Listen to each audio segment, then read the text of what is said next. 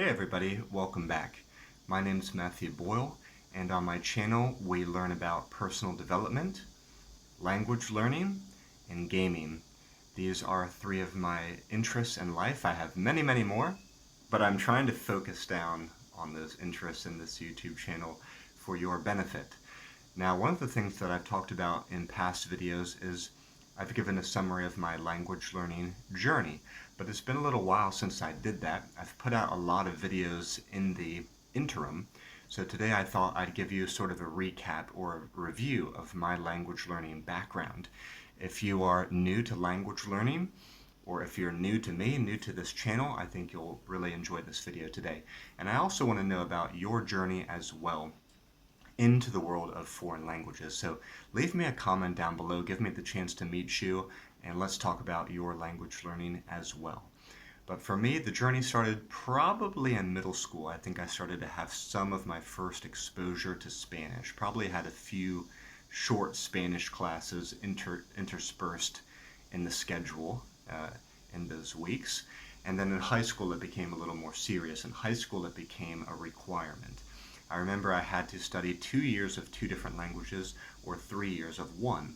I was attempting to do the 3 years of one with Spanish, but I almost flunked out.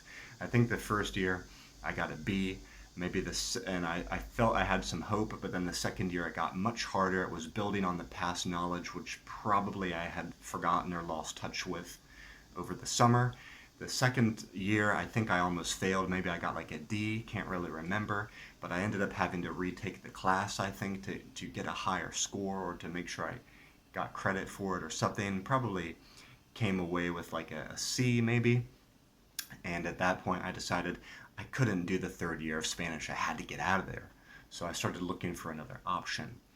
Students at my school said, there's the American Sign Language class. It's said to be really easy and not a lot of students take it, so that's why they're trying to make it easy, because it's not really that popular. So I said, well, it seems like it could be interesting. I'll give it a try. Let me just get in there. I think I really wanted to get away from like the Romance languages of German, French. I knew those weren't going to be any easier, really.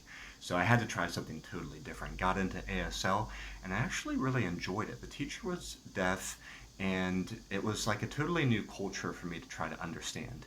The teacher was like no one I had ever met before, and he had to write to communicate with us or sign.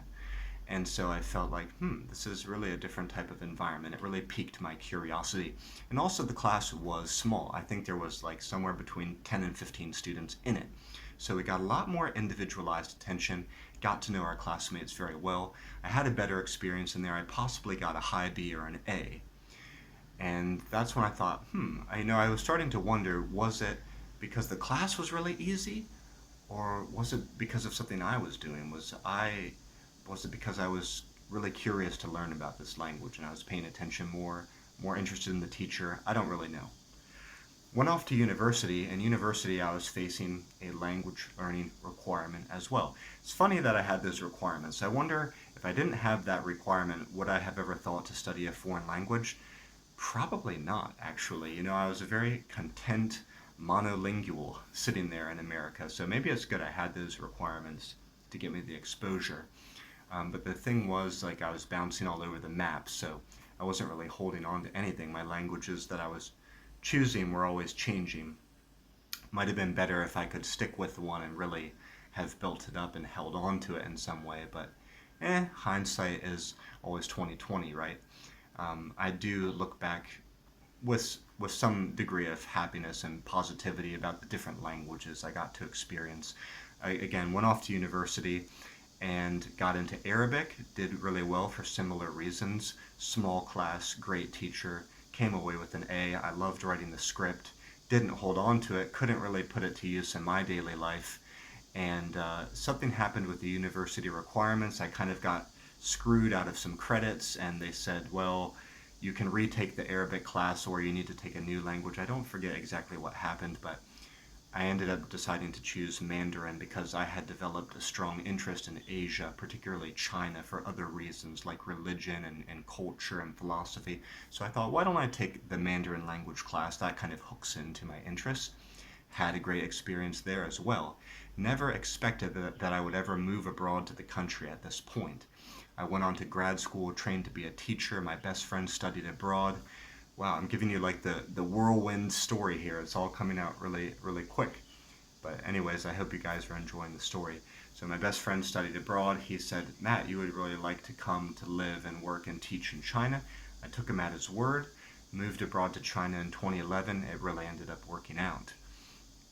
And I've been living in China ever since. So obviously being in this environment has really helped me to stay in the game, quite literally, but also metaphorically, because I've blossomed as a language learning card game designer. I've sort of reinvented myself as that.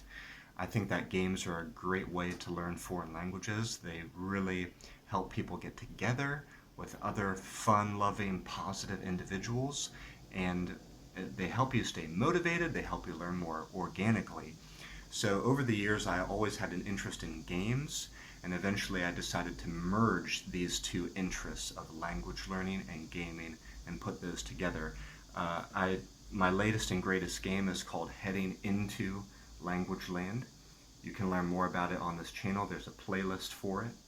There's this real deck version, printable versions, and virtual versions. The virtual versions we use online every Saturday with our gaming groups. So if you want to come out and game with us, you can.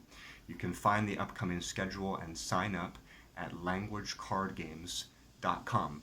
But this is the latest twist in my journey, is that I'm trying to help other people to learn languages, trying to help them actually get out and meet people, have a great experience, make deep memories, and try to make it fun.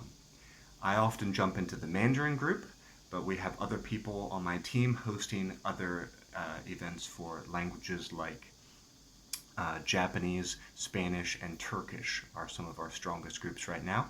I'm trying to reward players who come out frequently. I support our players on social, wherever I can find them and follow them. We keep track of their progress on the leaderboard on the home page, again, of languagecardgames.com. I speak about them in videos, and at the end of the year, we're going to give away prizes. So I hope to make your language learning journey as special and as interesting and as memorable as mine was. And I believe that language learning, it can be fun. It doesn't have to be so academic and dry. And I'm glad that later in life I had the experiences I did, which taught me that I too can be a language learner. I want to help you realize the same thing, and I hope to see you in a future game event.